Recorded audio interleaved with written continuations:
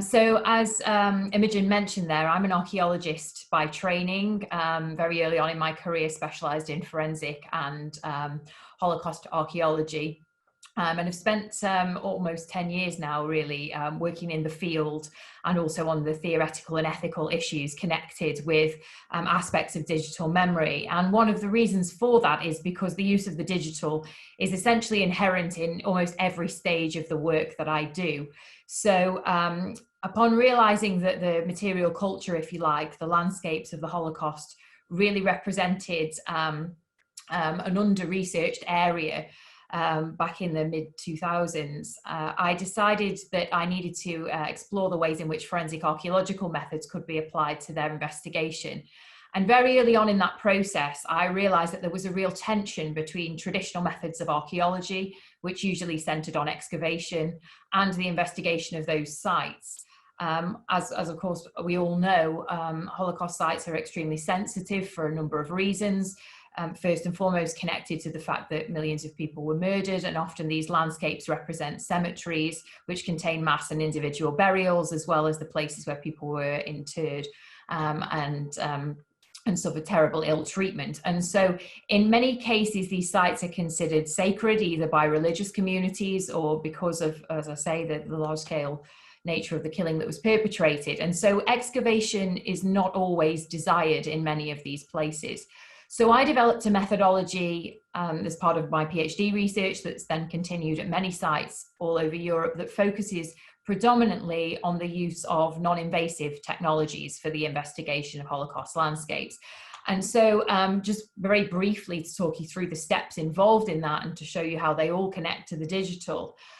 Essentially, my research always starts with archival research, which obviously in and itself, particularly at the moment, but also historically, has relied on the use of digital archival material. And I collect maps, aerial photographs, satellite imagery, and as many photographs and documents as I can when researching any of the sites that I investigate, essentially to build up a detailed history of those places and then to layer those visual representations of sites together. And I often bring that together in a geographical information system, which essentially allows me to compare forensically the evidence at sites, to look at how they've developed over time, how landscapes have evolved,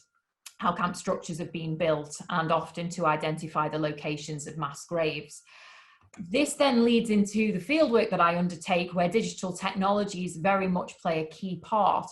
as I mentioned, due to the need to investigate often landscapes without disturbing the ground. So I don't have time to talk about the specific ways in which every one of these techniques works, but essentially my work goes from the macro scale, examining large scale landscapes with technologies such as airborne LiDAR techniques, which enable you to create digital terrain models of the ground and to identify therefore changes in vegetation or subtle depressions that may indicate the presence of buried remains.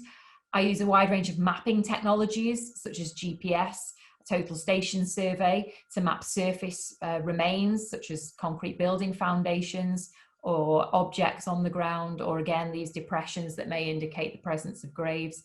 And then I use geophysical methods to essentially examine what lies beneath the ground, to look for anomalies that again may represent the traces of either structures or graves. And all of this data is then layered together to create 3D visualizations of landscapes. And where remains exist, such as buildings above the ground, I also draw upon a wide range of other survey techniques,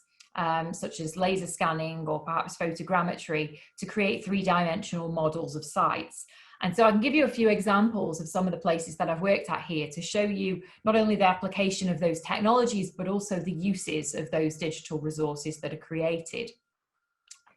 So most recently, I've worked on a large-scale project called Accessing Campscapes, Inclusive Strategies for Using European Conflicted Heritage, which was funded by the Humanities in the European Research Area scheme. And one of several sites that we examined was Stara Gradiška in Croatia, where a former hospital building survives in a state of disrepair. And this hospital formed part of one of the camps of the Jasenovac camp complex. And the hospital had a very complex and history that spanned back many centuries, but it also had a history of internment as a place where people were kept, where they were tortured as part of a prison complex before, during, and after the Second World War, right up into the 1990s, in fact. So in this case, we used laser scanning technology to create a 3D model of the landscape itself, of the camp, and specifically of the hospital building, to map not only the layout of the structures, but also subtle traces such as graffiti that had been placed inside the building by those who were incarcerated there, names, dates, etc. And to try and really evaluate the nature of the landscape. And very briefly, essentially what this is provided for the museum at the Gestanovats Memorial is a 3D tool that can be used to plan future conservation strategies, a visualization tool that can be used for commemoration and memorialization, and also, of course, an online resource that enables people who can't visit this site, which actually is now within a privately owned builder's yard, to be able to explore the area and its complex history, and to bring together other archival material as well in a virtual environment. At other sites, like places in Alderney that I've investigated, again for the last decade, these visual technologies have enabled us to identify the locations of sites that have become overgrown and forgotten. So what you're seeing here on the screen is essentially the former Silt labour and concentration camp, which is very heavily overgrown, privately owned, and apart from a small plaque, not commemorated. And so in this case, using the airborne LiDAR technologies, the airborne laser scanning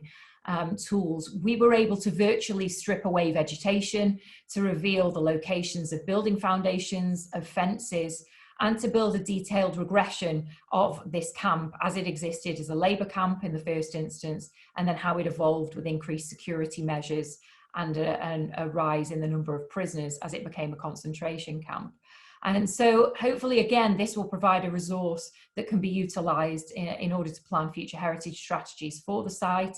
And as this site remains very much contested, again, it provides a form of digital access and information. And I very much use these digital tools in my research as a means of telling the stories, of bringing together historical source material to tell the stories of the people who were incarcerated in these places, and to understand how architecture influenced their experiences. And probably some of my most well-known work has been at Treblinka, where again I've investigated the sites here, the camp landscape here, from a macro level down to a micro level, utilizing these digital technologies to locate buried structures such as the remains of the old gas chambers, but also to then target areas for excavation away from mass graves that I've also identified using the same technologies.